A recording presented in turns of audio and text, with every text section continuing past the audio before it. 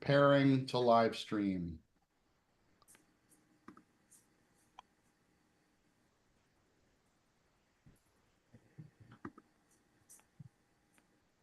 Right. I believe we're live. Oh, this is fancy. It's a new icon top left. All right, hello everyone, and thank you for joining this new session of the Cross Project Council meeting. Today is May 28th, 2024. All right, I'm gonna share the draft minutes. Hopefully this is the right. Yes. In the chat, please add your names to it if you're not already doing so. Are there any announcements today from anyone?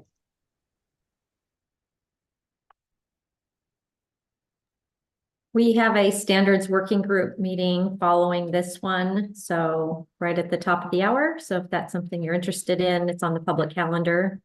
So please join us. Anything else? I see Kylie's not with us today, but from Kylie's on marketing. holiday. Kylie's on holiday this week. Okay, But good for her. yesterday, was it yesterday? Was the 15th birthday for Node.js.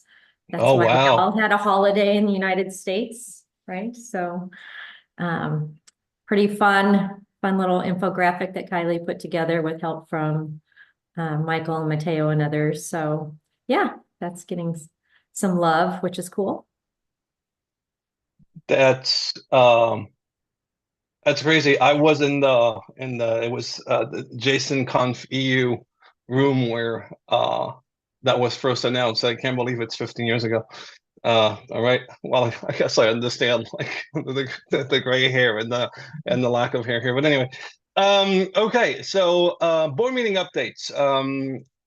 Who wants to go ahead with this?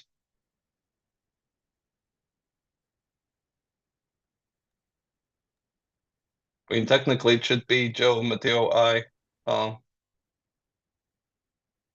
Yeah. Joe, do you want me to do you want me to fill in? Sure, because I'm trying to remember what we talked about. Sorry. There was I mean the CPC specific things. I think the main one is the charter that was charter changes that was approved. And I merged the PR like slightly after late last week. So that's good. Thank you, Michael, for getting that started and seeing it through.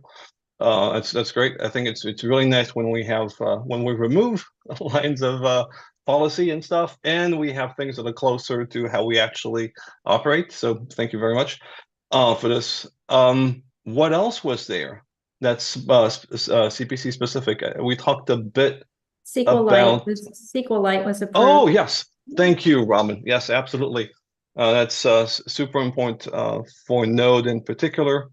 That was announced like in the public meeting of the board too. And I think that's pretty much it from memory. Anyone else that nope. All right. Wonderful. Moving to staff updates. We have these three labels. On the legal info, is there any updates from no, none? Staff updates. There was been some process to handle the certificate renewals. Is there any update on this? Nope. No. Yeah. And nonviolent communication conflict resolution training. Did we make any progress on this? So I can't recall what the. No, sorry, I've had some competing deadlines, so I will get back to Wes's friend. Okay, wonderful, perfect. Yep. Yeah, I think everyone had a lot of competing deadlines for like this spring. Northern Hemisphere spring has been quite a thing. And any websites update? None. All right. Well, we can get into the meat of it right away, no? Okay, so first issue was issue 1300, improving the security posture of the CPC. We actually touched upon that during the board meeting that I see the issue again. We had two working sessions on this, and as part of the initial working session, discussed leveraging the same kind of infrastructure to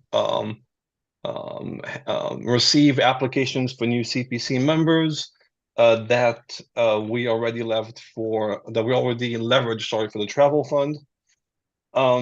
And then there was a bunch more conversations to try and better understand what the threat model was exactly that we're trying to protect against. And I think that we were left essentially was not wanting to block people for too long for obvious reasons, and seeing if we could leverage this infrastructure. And in a brief conversation that we had, it seems that we could use a similar system that we already use for the travel fund. Ben, you want to tell us a bit more? Sorry to put you on the spot. Yeah, so the way the travel fund works, right, is we have a Google form that collects all the information that we need, and it goes into a fancy spreadsheet that certain folks on the CPC have access to. And it's a pretty fancy spreadsheet, and it basically like displays which ones haven't been approved and which ones have been approved, and provides a method for the CPC to review these in a private way, right? And so if we apply the same system to CPC membership, right, new members would be requested to fill out this form. A couple folks on the CPC would be notified whenever a new application comes in. It can be discussed privately, and then tracked in the spreadsheet, and then when decisions are made that we feel comfortable publishing, those can be made public, right? And so are we talking about not only leveraging the infrastructure, but also the process itself? Like the kind of That was my assumption. Yeah, I mean, it seems to work well for you need to intake information publicly. You need to have some private discussion, and then a decision needs to be made, right? We're kind of doing the same thing. Yeah, and I think we found our process policy is pretty good. We just haven't really followed it. Did I describe that right, Chris? So I think if we just get a little more process behind what we're actually have documented, it should, and then the new private process through that Ben can manage, I think we'd be in good shape. Chris, you want to elaborate? Yeah, no, I think we talked about this a couple times, right? Where some of the very, great feedback from folks about what should be done about the decision-making process and everything. And when we looked at the governance document, it was like, well, this is actually already in here. So these are great ideas, but like this is actually really probably pretty solid as it is. And it also included stuff like about pruning sort of inactive folks. So yeah, I think from my eyes, it looked to be in pretty good shape.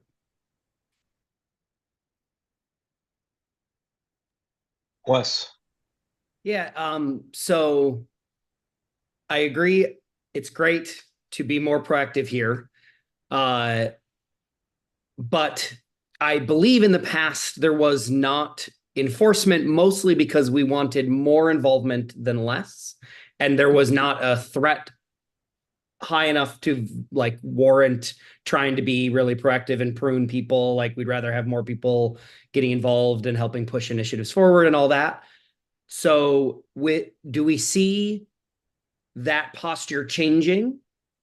Is it because the added threat of we're discussing some sensitive topics sometimes on these, and we really think we're justifying that exclusionary behavior for like a real valid risk? Or and if so, like where has that been documented? I see a lot of hands going up. So because like glanced through this thread and I think it's all good stuff. And I agree, lots of it is already in the charter. So like enforcing what we have in the charter is probably a reasonable stance.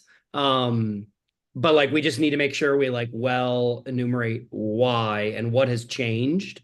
And I haven't yet seen that clearly. Now, maybe that was discussed in the working sessions. I've been a little bit busy with competing priorities, as it sounds like a lot of people have. And so I haven't had a chance to make a couple of the recent working sessions. But like this is the kind of thing that shouldn't be done in private. Like we should be very clear and public about why we're making these changes, because it could drastically impact the, you know, participation model going forward. So Paula.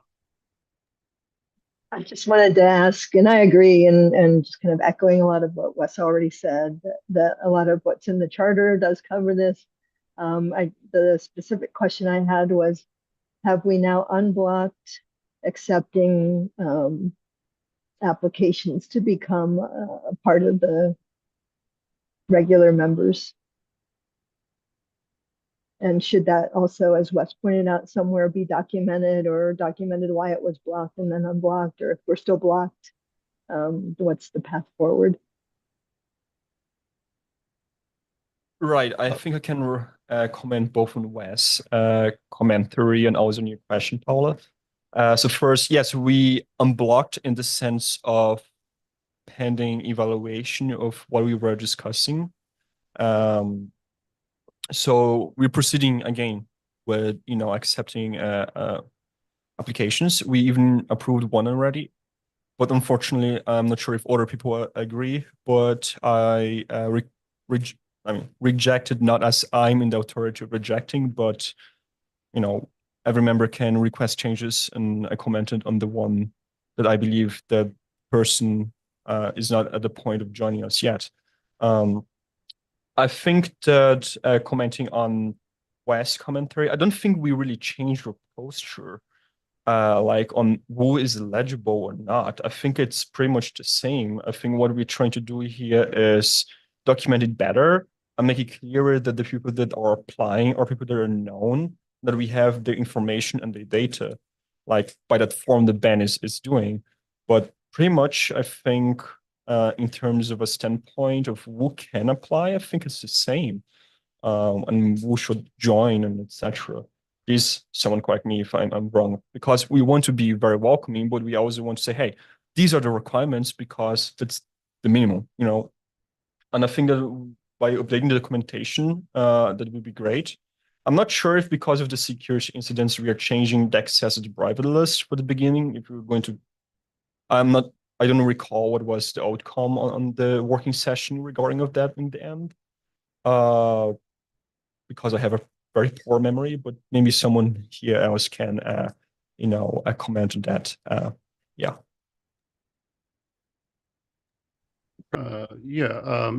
So Wes, just want to respond to you. And first of all, I totally agree with your comments. And I, you know, some of my comments in the past really spoke to that. You know, we don't want whatever is being done. We don't want to make anything more, you know, exclude people or do any sort of gatekeeping or you know, large sniff tests for folks.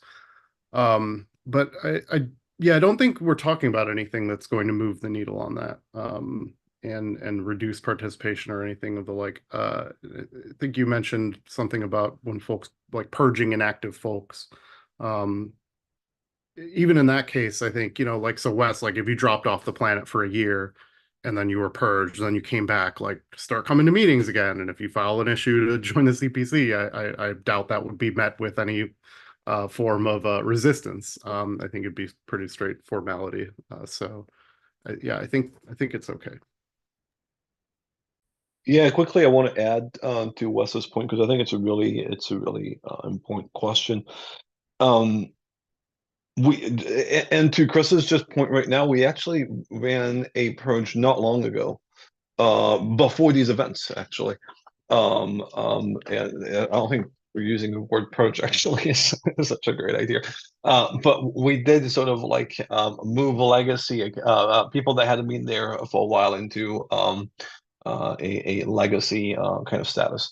And that went well, and people who just, we gave people an opportunity to raise and say, hey, sorry, I wasn't there for a while and I'm still interested, and that's all they had to do to stay involved. So I think that works well.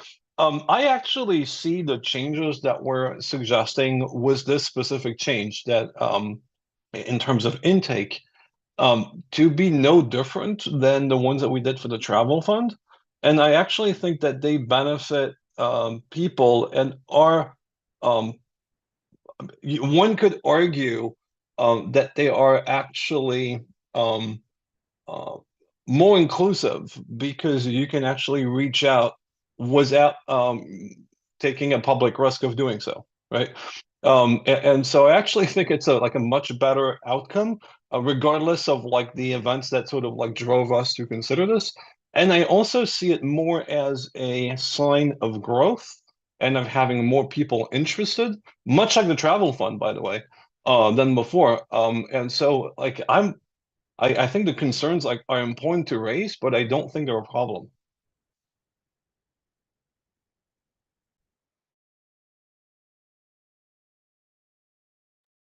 Yeah, that makes sense. I'm just speaking because nobody had their hand raised and nobody was talking. So I jump right in. I would like to get clarification on what exactly the shape of this looks like, because on different occasions, I feel like I've heard what at least to my ears, conflicting information about what part of the process is public or not public. Like at one point, it sounded like it was going to be totally private, like where the travel fund has gone, where a request comes in, but it's not like in a public GitHub issue. Then I've heard like you want it to work like somebody still creates a public GitHub issue, but then the discussion is done during private, or some combination. Just what does that look like now? My understanding of what we talked about in the previous working session, not the last one, was to use the same process as the travel fund. So the intake would be private, the discussion would be private, and then the people who become members, that's announced publicly. That's my understanding of what was proposed. Okay, I think there might need to be some reconciliation somewhere, because I feel like because you were not there, Toby. I was not there in the last one. Yeah, that's why I was talking about the prior one. No, that's fine. I think somebody at that meeting was suggesting that the initial request would be public or something to that effect. I don't know, it might be helpful if there were notes or something we could refer to. Unfortunately, there were none. Okay. Well, I mean, we can discuss we can discuss this now, or we could decide to discuss this on the issue, as people want. I mean, we're halfway through the call. I think if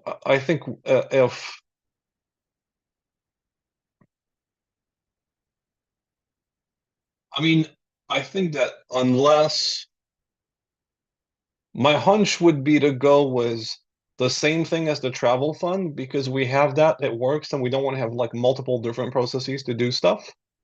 Unless there are concerns about this. And if we have concerns about this, which is entirely fine, maybe like people feel like this lacks transparency, we could address this by having like a transparency report the same way we do for the travel fund. But unless there are really good reasons to like have yet another process, I think we should just go with this. So my suggestion, if people agree, would be to get started as a next step on the same process, unless someone raises their hands and say, listen, I think it's a problem because X, Y, or Z.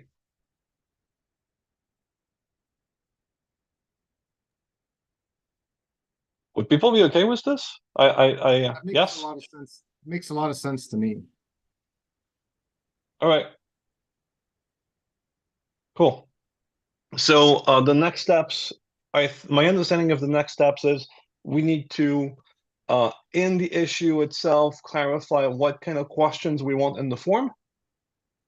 And I believe that to do that, we should look into the charter and see exactly what are the requests that are being I mean, what are the conditions for becoming a member, and sort of create questions that make sure we have enough information to address that, right? Is this something we can do async, or is this something that we want to do as part of like our next working session? Async would work fine. Async? Yeah. All right, cool. Okay. So next steps in the issue. If anyone can sort of like help summarize this in the issue as a comment, that would be wonderful. And if not, I'll get to it after this call.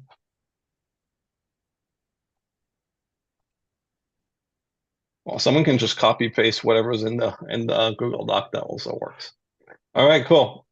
Selection of new code conduct community members 1298. Actually, that's a great issue that we need to tackle. What's the status of this? Does anyone know?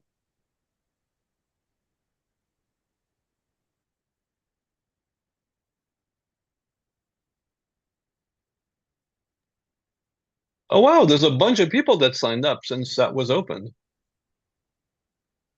Well, this is great. Should we give this a shout out, make sure that people know what this is, are able to sign up if they want to, and then make a decision maybe in the next CPC meeting? Would that work? Set a Sorry, is little this deadline. this- Sorry. Sorry, what? Just set a little deadline. No, last call. Oh, that's a great idea. Okay, so let's set a deadline for like next week or something, like or the Friday before the next CPC session. yeah, So I mean, that's I think that's fine, Please. but the issue's been open since April, and any deadline we set is not going to be seen by anybody that hasn't already seen this issue. So if we want to wait till Friday, that's fine, but we could set a deadline as the end of today, and I think it would not change the people who have seen it. Maybe people are watching the stream. Who knows? Sure, Friday's fine. But we've talked about No, it I in mean- the stream many times in the past as well. So Fair enough, but I think it's I think giving well, the other way of looking at your point, Jordan, I think is a valid one. Why don't we try to see where exactly we can mention that this is something that's happening, so people feel free to know about it and or may sign up if they want to. And just to be clear, like I'm saying this for the benefit of the stream, and then maybe for whatever channel we use to talk about this. The COC, that the Code of Conduct team, you don't have to be a member of the CPC to join it.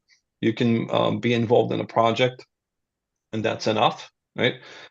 It's good if there is a good diversity of people, so that when and if there is an incident, people feel comfortable reaching out to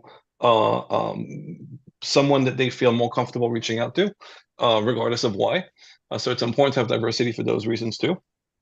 And yeah, it's something that's really important for the foundation to have a code of conduct team that people trust and that people are comfortable with.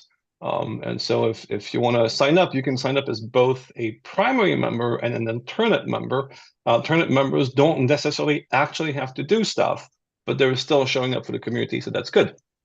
So I think if there are people that we feel we should reach out to get them to join, I think it would be good to do that, and give this like a week or so to try to get a few more people involved. I'm done with my pitch. We can move on to the next issue. Next issue, which is we have to document the COC selection process. Well, I mean, I guess we'll be doing this in the process of running this next week, right? I don't think we need to look into this issue more now. Revisit CPC meeting times, that's 1289. I no idea what the status of that is. Joe?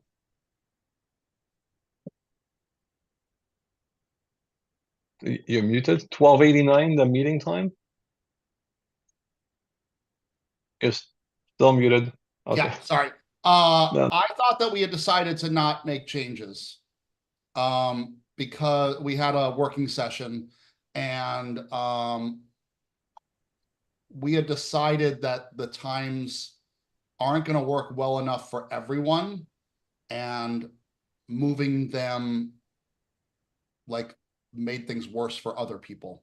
So I think, part of it was trying to accommodate Natalia, who's in Europe, but other folks are also in Europe and are, I think the thing that we took away from it was we have to accept that not everybody can make every meeting, but since we have these 2 times, if you can make one of the 2, then that's good. And I think what we were trying to accomplish was making sure that we had folks in at least one of the 2 times. If that makes sense. Should we close it? Yeah, I think the action item for me was to reach back out to this one person that I was talking to about it and just confirm with them before actually closing, which I'll do right now. All right, cool. So action is you make and then you close it? Yeah. And make should we have like should we revisit this in like a year or something like this, or should we write that in the issue when we close it that we can revisit if like this becomes an issue again or something like this? And okay, cool. Yeah, I'll try to summarize a bit and then also say, we're always happy to revisit this. We just need to figure out like what would work better, and we haven't found something that works better. So, but always happy to revisit it, especially as other folks, become interested in the work. Awesome. All right, cool. Thank you. All right, next is 1277, and that is the new ecosystem sustainability program, which was announced last week, right? Yeah, I'm losing track. Yeah, it was announced. And we have a web page on it on our website. We have our first partner, Hero Devs. It's non-exclusive, so if you are interested in becoming a partner, we'd love to have you. One of the requirements is that you are a gold member of the foundation, but yeah, we're excited to get this going. We're going to have a town hall meeting for our project maintainers this Friday, I believe, the 31st. So, and then we'll be reaching out individually to projects as well. But every time we have been touching base with projects, we've been having conversations. So yeah, super excited about this. It's really amazing. I'm so excited for this. Do we close the issue then? Do you want to keep it up a couple more days, or Ben? I think we should keep it open. We should add a note, and I can do this after I finish talking. Of the town hall to that issue, just with the Absolutely. Good point. instructions about that. And then I've got like a bit of documentation on for projects that are interested in this that I'll do a PR to the GitHub repo, to the CPC GitHub repo. Hopefully today. There's like 1 or 2 outstanding questions, so I think I can resolve. But it basically just explains a little bit about the program. If you're an interested project, what are some of the requirements, and also has some, it'll be a place for documentation from our various partners. And so right now we just have Hero Devs, but we have some best practices from them that are outlined there. So hopefully that PR lands the next day or 2. All right, awesome. Okay, cool. 1263. Document best practices for project organization. That's also I opened this. This was on us on the press side to take the next steps. We have been also pretty, well, let's just chalk this up to competing priorities. Today's the day. All right, cool. Well, whenever you're ready, we're ready.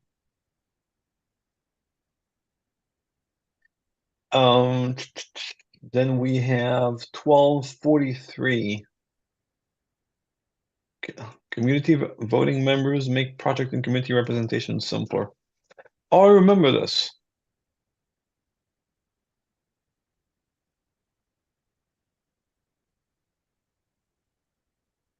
I have no idea where we landed with this.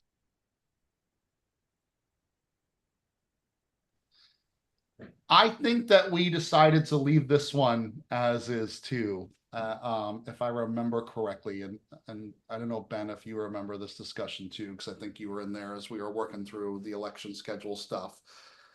But I don't Sorry, know. is this the community voting members? Yeah, Oh yeah. Yeah, it's a 1243. I see a bunch of proposals from like Michael and me and I think there was no consensus. I think because Jordan. since a lot of the meetings we never probably weren't able to reach that issue, it just didn't got tackled for a long while probably. well, we talked about it, and I think some of the struggle that we had was being like figuring out, making sure that we still had equitable representation across projects, small and large, impact and non-impact. And so I think we decided to just leave it for now, if I remember correctly. So now I remember this. I don't remember deciding that we would leave it, but I remember that this was a concern, and I think that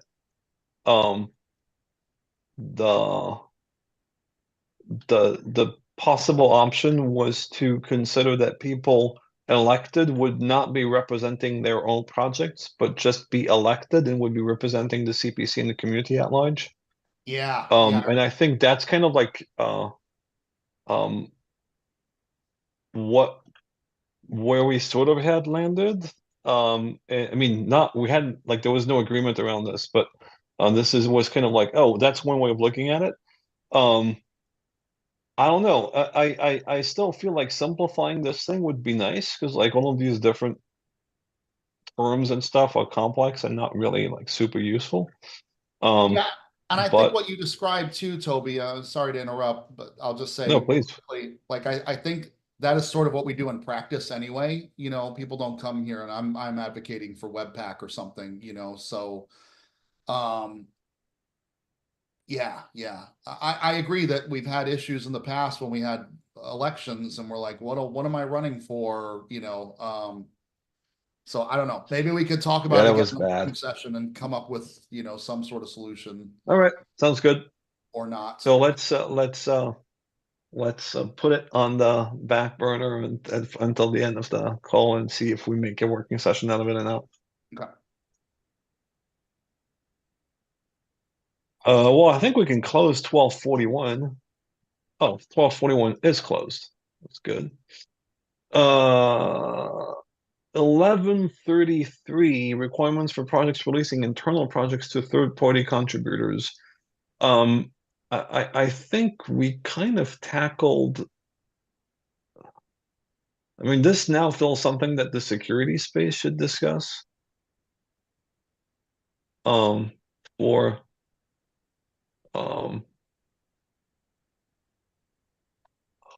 obvious reasons nowadays, I guess. I mean, we like we can't just be randomly giving away foundation projects. Right. While that is true, like my comment on that issue is we also should not be doing what most corporate stewards of open source do with projects that are no longer supported, which is just let them stagnate and kind of screw over the ecosystem that uses them. So being able to transfer a project from disinterested maintainers to interested maintainers is a really critical part to a healthy ecosystem. And so while the XZ thing highlights the risk of doing that, I think that should not cause us to have a flat out policy of not doing it. I think it just means we should apply extra rigor when it's requested. No, absolutely. I mean, I think essentially what this means is we need a process that makes sense, right? And that we're all happy about. So essentially, I mean, throwing that to the security workspace was essentially like suggesting someone actually needs to write a pull request. Was a process proposal for this. It's also something that could be done directly in the issue itself. Wes, please. I'm concerned that anything this group can do here is not going to be enough, no matter how hard we try to make it great. And so we need to be a little bit careful. So for example, adding a new maintainer on a project that is published to NPM is a Semver major. Like, I know that's being sort of hardline here. And I see even shake heads, but look, to be honest, I'm not trying to make that argument that we should all as maintainers start doing that or whatever. But like in reality, if we're trying to be secure here, any handoff with any additional permission given to any new maintainer is an added risk that consumers should be notified of. And in the current state of today, unless you're using Socket's nice little GitHub bot that comments when new maintainers are added to the dependency you're pulling in, you probably don't know. And so a handoff is the same thing as a new maintainer being onboarded. And to treat it as such, I think you need a bunch of tooling in place, unless you're going to go and do like, I mean, no matter what policy you write, if that tool is not there, like, are you saying Node should be on major version like 158? Well, Node has a slightly different thing. So I did say specifically NPM here because Node has signing keys and stuff. So like when a new contributor is added, I actually do, like, at least at our infrastructure, we have to go manually update our list of trusted keys. Right. And there's no such mechanism in place in most projects that are just consuming from NPM, which is what this group is mainly talking about when we're talking about handing off dependencies like this. But the pieces required for someone to do that are all there. You can see who's published a given version. You can list the owners of a package. So there's nothing that we need to do to create that capacity. It's just that nobody cares to do it, which is a pretty solid counter to your assertion that everyone should care. You can have done this for a decade. Nobody does it. I'm not necessarily asserting that everyone should care. I'm just asserting that this group could change our recommendation all we want, and we are not going to be affecting the change that is required to actually make it meaningfully better for the end users. That was what I was asserting. I saying everybody should care about security is like, at this point, obviously. I mean, I do agree with you completely that it is a potential security event every time you add somebody with permission to a project, whether it's a transfer or an addition. But I have so much PTSD from seeing companies let projects stagnate because they don't want to like give it to someone else and risk a problem that like I think that it would be a shame to just kind of ostrich ourselves out of fear that something bad might happen. I guess my point, though, folks, then if we're writing a policy around this that we know is not really changing the realistic like implementation of this, then like, wouldn't it be better to just write a statement that says, here is security risk, and then like not have a stance, right? Like, it's all right for the stance to be, there is risk here. Y'all should be careful as companies who depend on these things to like be monitoring. Here's the tools, they're available. If you're not using them, that's up to you. But like the foundation stance is these things can change ownership at any time and we have no control over it concretely. So like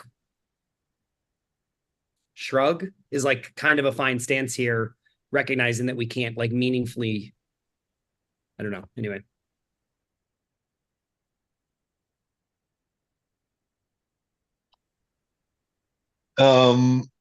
Ulysses.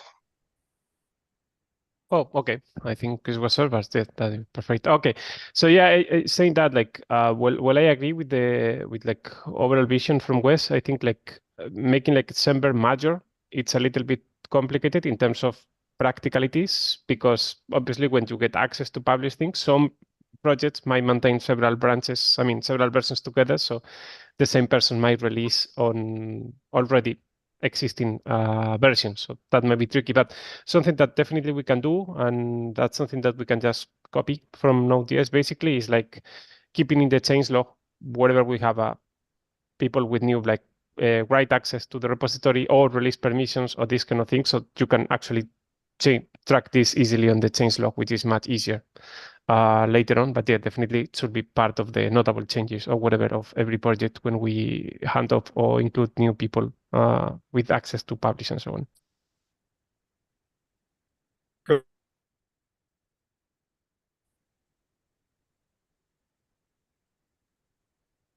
Chris? Yeah, I think that if you're using a software package, it implies that you trust the maintainers. Which implies that you would trust the maintainers if they are adding an additional maintainer.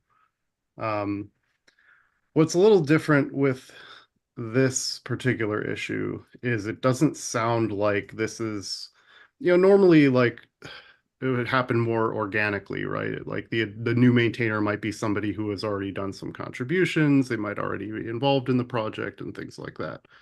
I don't know what's happening here because it sounds like it may be a situation where you're trying to like find folks that are interested in maintaining this project, and that really changes the dynamics a lot of when you're transferring ownership of the project, because it's not just, oh, this person has been involved in the past and has contributed a number of things and now they're just stepping up into a maintainership role. That's very different than like we have this project that is still in use and we're kind of shopping around for folks to take custody of this thing. That's a very, very different scenario. And I think that the sensitivity around what you do there also changes quite a bit as a result.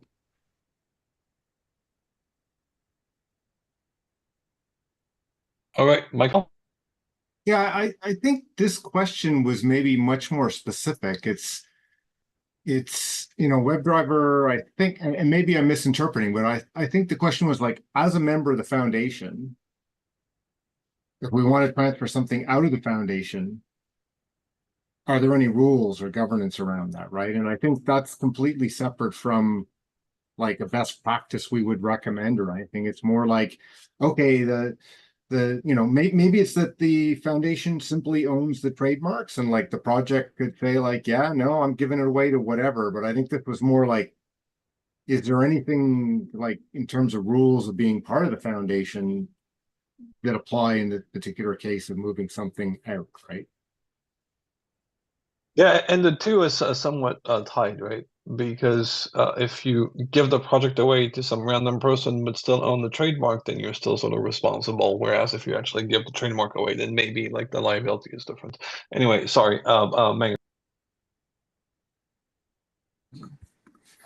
Yeah, I wanted to agree with some points. I think I would push back that people don't care, but that like the implicit trust of maintaining a project has in the past so far included the trust to like audit new people. And I guess that the question is like, is that implicit trust now no longer there?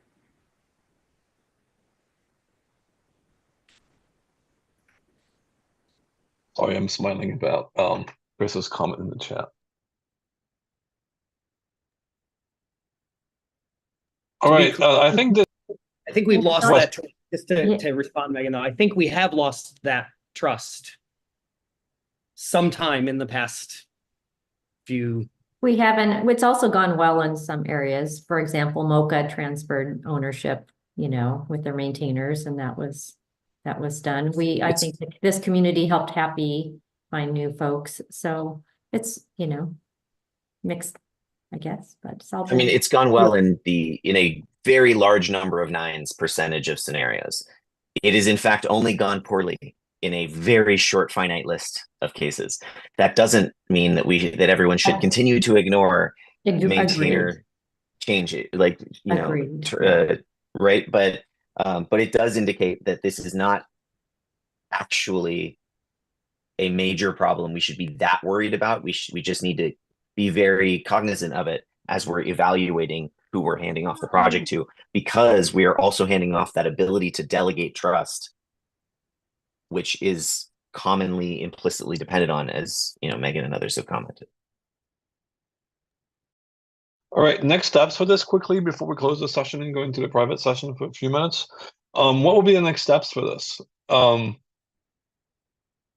A policy specifically for handing off a project, like we have for intake, something like this.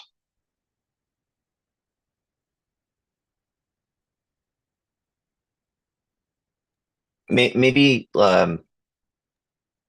we, instead of a policy, maybe more guidance Yeah, for a when checklist. Yeah, we want, a checklist, and then sorry, requires like the CPC to evaluate the results of that checklist each time.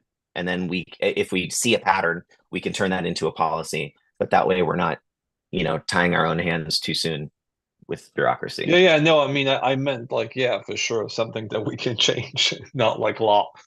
Absolutely. But yes, thank you. All right, cool. Thank you very much, Yeah. folks. We're gonna go into the private session right now. Michael, I think like we owe an answer that says, can you just give it away, or no, you need to check with the CPC, right? And we're working on more guidance, right? Like that was the question, I think, back almost a year ago. It's like, can I just give this away? Or Yeah, so do I the need answer to that is check no. this, right? Right. So Yeah. so it would be good to make that, we could at least document that like if you're going to transfer a project out of the foundation, you need to check in with the CPC, right? Even if that's all it says to start with, right? all right, cool. Thank you. Megan. Yeah, somebody said something. I was gonna add that I think the existence of the CPC kind of is a huge barrier to preventing those short amount of times, because it creates a support network so that maintainers either don't have to or can't do that transfer on their own.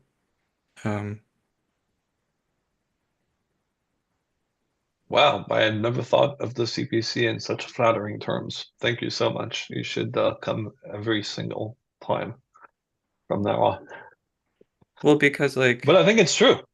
something like the XE situation happened, the human circumstances of that happening was, due to maintainer burnout and whatnot. And so, and kind of getting these barrage requests for maintainership transfer. And if they had had more people involved in that process, that's something because they were kind of doing it on their own, and they handled it very well given everything that went down. But had more eyes been on that situation, that probably would have stopped even sooner. For sure. Absolutely. And so just the existence / enforcement of passing an event like that through a group like this, I think, is a really big barrier. All right. Well, thank you for these nice words. Folks, in the interest of time, folks who are not CPC members, please get out. This is the end of the Right. session. So we can have a really small private session for a couple of minutes. Thank you so much. Talk to you in a couple of weeks.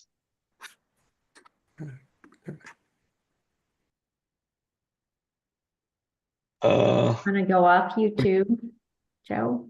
Oh yeah, thank you. I don't know how to do this.